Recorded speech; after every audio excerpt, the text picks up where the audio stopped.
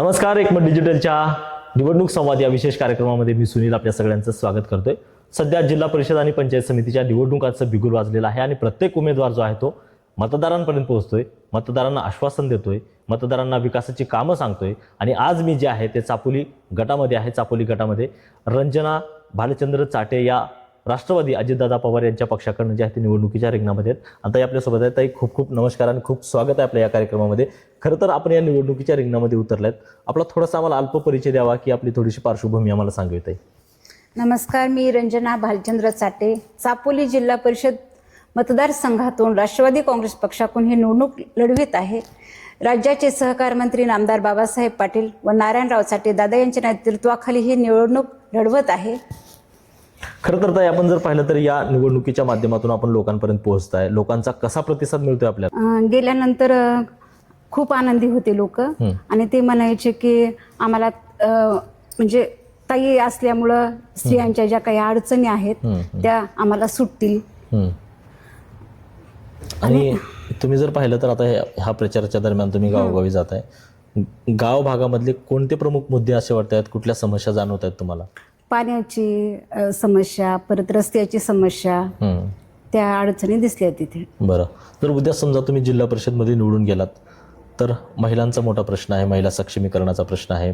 आपल्या ग्रामीण भागामधले जे युवक जे आहेत ते बाहेर शहरामध्ये जे आहेत ते कामासाठी जात आहेत, तर जिल्हा परिषदच्या माध्यमातून या युवकांना किंवा इथल्या महिलांना रोजगार उपलब्ध होईल, त्यांच्या हाताला काम मिळेल, यासाठी तुम्ही काय प्रयत्न करणार आहात? जिल्हा परिषदेच्या माध्यमातून महिला बचत गटांना आर्थिक सक्षम करण्यासाठी ज्या काही योजना आहेत, उदाहरणार्थ शिलाई मशीन, पापड उद्योग, मिरची कांडण, अशा काही खूप व्यवसाय आहेत, ते आम्ही जिल्हा परिषदेच्या माध्यमातून सक्षमपणे राबवू। ग्रामीण भागातील युवकांचे मोठ्या प्रमाणात शहरामध्ये स्थलांतर होत आहे, त्यामुळे आमच्या जिल्हा परिषद माध्यमातून मोठ्या प्रमाणात रोजगार मेळावे आयोजित करण्याचा आमचा मानस आहे। खरं तर ताई, आपण पाहिलं तर ग्रामीण भागामध्ये खूप मोठ्या अडचणी आहेत, खूप मोठ्या समस्या ज्या आहेत ते पाहायला मिळतात। तुम्ही जर जिल्हा परिषदमध्ये निवडून गेलात तर 100 दिवसाचा तुमचा विकासाचा रोडमॅप काय असेल? कशा पद्धतीने तुम्ही जो विकास आहे तो करणार आहात? जर माझ्या ग्रामीण भागातील मतदारांनी जर मला मतदान रूपी आशीर्वाद दिला तर जिल्हा परिषदेच्या माध्यमातून काम करण्याची संधी दिली। रस्त्याची दुरावस्था झाली आहे, प्राधान्याने ती रस्ते सुधारण्याचा प्रयत्न करू। त्याचबरोबर ग्रामीण भागामध्ये फिल्टरच्या पाण्याची सुविधा करू। अनेक गावामध्ये स्मशानभूमी, पतदिवे, घरकुल योजना त्या राबवण्याचा प्रयत्न करेन। ताई, आपण जर याच पद्धतीने सगळा विचार केला तर ग्रामीण भागामधल्या शेतीचा सुद्धा प्रश्न जो आहे तो ऐरणीवर आहे। शेतकऱ्यांना जे शेती पिकांसाठी ज्या अनेक योजना आहेत किंवा अवजारे असतील, अशा ज्या योजना जिल्हा परिषदच्या माध्यमातून मिळत असतात, त्यासाठी तुम्ही पहिले काय प्रयत्न करणार आहेत शेतकऱ्यांसाठी? ग्रामीण भागातील शेतीचे माती परीक्षण करू। त्याचबरोबर जिल्हा परिषदेच्या माध्यमातून शेतकऱ्यांना कृषीच्या योजना देण्याचा प्रयत्न करू। खरं तर ताई, आपण जर पाहिलं तर या सगळ्या निवडणुकीच्या काळामध्ये तुम्ही लोकांचे दौरे करतायत, लोकांसोबत जाताय, गाठीभेटी घेताय। आता 7 तारखेला मतदान होणार आहे, मतदारांना काय आव्हान असणार आहे आपलं?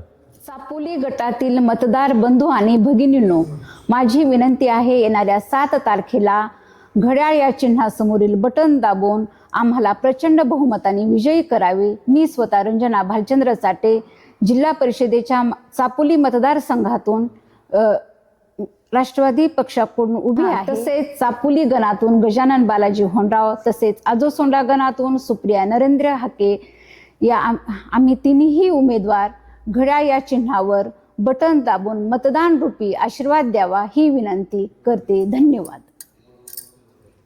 खरं तर ताई, तुम्ही आम्हाला वेळ दिलात त्याबद्दल खूप खूप धन्यवाद आणि आपण चांगल्या मताने निवडून याला अशा आम्ही अपेक्षा बाळगतो। खरं तर पाहिलं तर या जिल्हा परिषदेच्या निवडणुकीची रणधुमाळी सुरू आहे आणि 7 तारखेला जे आहे ते मतदान होणार आहे आणि 9 तारखेला आहे या जिल्हा परिषदेचा निकाल लागणार आहे। मात्र या जिल्हा परिषदमध्ये गुलाल कुणाला लागणार हे सुद्धा पाहणं महत्त्वाचं आहे। या चर्चेमध्ये मी इथंच थांबतोय। कॅमेरामॅन संदीप गवळीसह सुनील कुमार, एकमत डिजिटल, लातूर।